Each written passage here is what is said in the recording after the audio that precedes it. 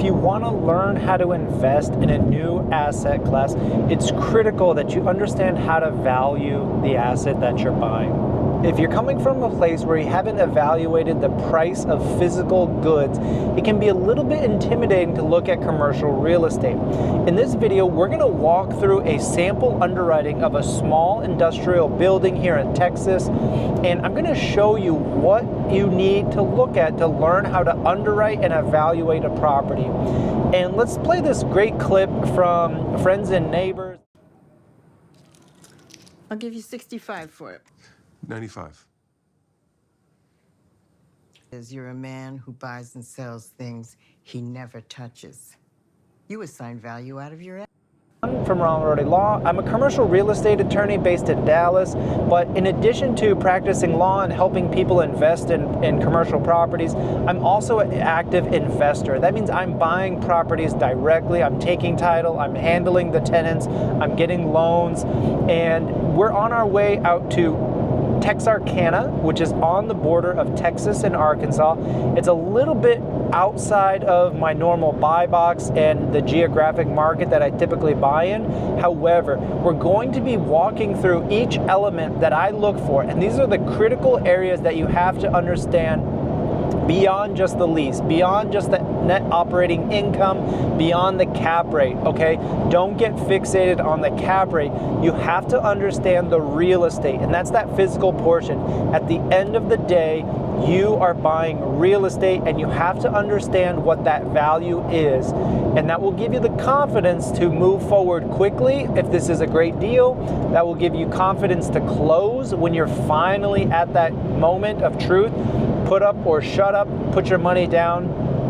So what we're looking at is a smaller flex type office building. This is an industrial use, but we're going to be looking at the quality of the office. We're going to be looking at parking spaces, the zoning. Typically, we just want to see what would this property release for if the current tenant vacated. And that's always my number one question, beyond just the value, beyond just location.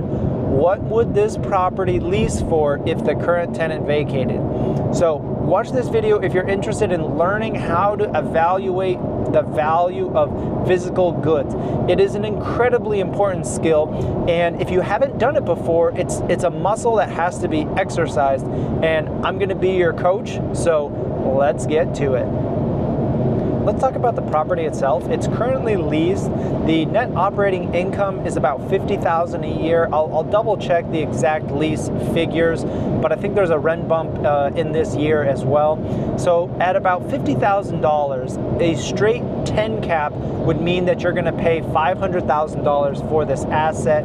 However, another metric is what is the replacement value. And so that's another way to value a property, is to look at what would it cost you to recreate this. If you could buy similar land for, let's say, $250,000, could you build this building for another $250,000? I guarantee you the answer is no. Just the concrete price alone is going to be $100,000. This tenant, they do an engineering testing. This is a facility that they use for kind of office plus warehouse testing location. And I think that use is great. Unfortunately, they are a little bit mobile. They're flexible use. They could go to another location. So upon renewal, we're going to have to really look at that to see if there's an opportunity for a rent bump or something flat. A 10 cap, it's a great deal. I should buy it at $500,000. Maybe it's worth $750,000, that sort of thing if it's a 7.5 cap.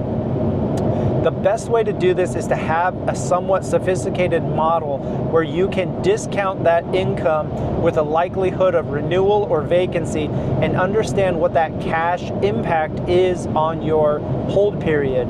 And I guess it's hard to explain without showing, so I'm going to show this model where I show you a little bit of a snip of how we underwrite the vacancy or odds of renewal. You look at the property taxes, you look at insurance, those are typically your holding costs, your mortgage payment, and let's say there's a 6 or a 12-month vacancy, you are going to have to pay those possibly out of rental income or your own personal reserves, but it's important to understand what that total number is so that you have the confidence that in a tertiary market with a 10 cap property, there is a risk that this tenant could leave and it could take a long time to backfill. That's essentially what the cap rate is trying to be, a reflective measure of the risk.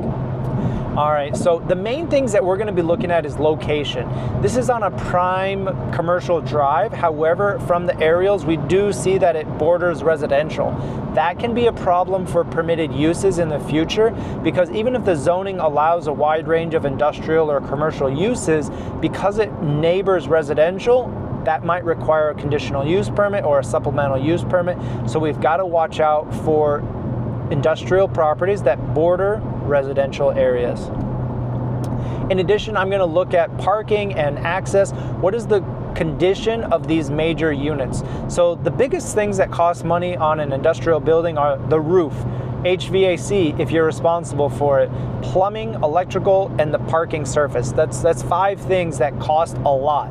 So you want to get an accurate CapEx number, that's a capital expenditures number, for those big ticket items. And if they look like they're in good shape, just you want to note the year, the model, the capacity, and some of those specifications before you close on this type of property. So what we're going to want to look at on this building are 3 main areas. Number 1 is the location. We want to see what the market rent for comparable properties nearby is listed for. And number 2 is the building. Is it functional for users? So let's look at attributes about how a potential tenant would use this space, and is it functional? Number 3 is going to be looking at the lease and finalizing the model. You've got to understand how to project your returns so that you can create consistent comparisons looking at different properties. This is a single tenant building that can be demised into 3 separate suites. You can see that there are 3 entrances, they have demising walls, and they each have their own bathrooms. What's nice about this is that it breaks up the space into smaller lease payments that a lot of these smaller tenants in smaller markets can't afford. Because one of the risks of going to a smaller market is that there are fewer big companies, but there are a lot more smaller companies. And so in a smaller market, you want to be able to match your rent to the largest tenant pool as possible. You want to look at all the major systems. You want to look at HVAC, you want to look at the plumbing, the heaters, the roof, the parking lot, and some maybe even structural glass. Those are going to be your most expensive systems that even if they're a tenant obligation to repair, you have to know that if the tenant moves out, they become landlord responsibilities. So let's just skim through these, because what I did was I took photos and I tried to get years, makes, and model and the capacity of every condenser outside. When they're all faded like this, you can't read it. You know that they're old and you have to budget for a replacement. Concrete. I've walked around a lot about this. You can just tell the condition that I would budget for some concrete cut and replacement, as well as restriping the parking lot. The roof is in good shape. You know, actually this is a good trait as a sloped, single slope roof. I like it. It's going to be better for water. It's not a flat roof, which always leaks. Electrical looks good here. You know, we have all the panels, they're labeled. You can look at the power rating, and everything on the inside for the interior air handlers actually looks in really good shape, and same for the plumbing. We maybe would do a scope test on this, but most likely not. If you don't see any problems and if it looks well maintained, I wouldn't spend the money on that type of plumbing test for a small purchase like this. Let's look at the functionality. I love the single tenant aspect of this building. It's on a main road, so it has great visibility. One of the things that I commented was I saw this sign from about half a mile away. Just coming up the road, it is maybe a little bit elevated, it's set back, but I was able to see this sign right away, and that's good for future tenants. They want visibility. If it's quasi-retail, if it's pest control, if it's an AT&T, they want some roadside visibility. Single tenant, it's got a concrete as opposed to maybe an asphalt parking lot, so that gets another check mark. And it also has this yard storage area. This is awesome. This is a little bit of a bonus. And then this is a decent yard space, and you could gravel this, you could fully pave it. It's small enough, but it's functional. Again, you can fit a ton of uses, and what I want to see is you cut that grade level door in right there, and that's a great way to improve value, and you could have a fully fenced yard for a new tenant if it came to that.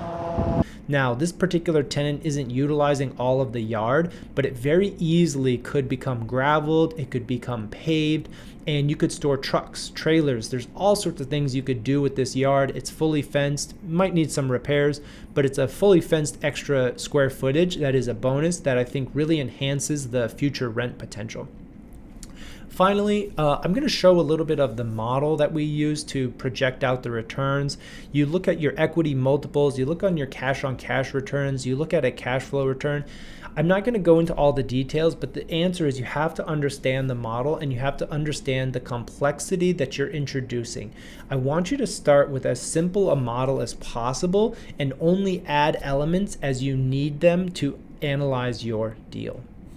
All right, well, that wraps up this video. So thank you so much for tuning in as I underwrite this little flex property. I think this is a great one for a beginner. It's single tenant, it's a triple net lease, and it's really an entry level price point around $500,000 that gets your feet wet and really enables you to get into the world of commercial investing. So smash that like button and we'll see you next time.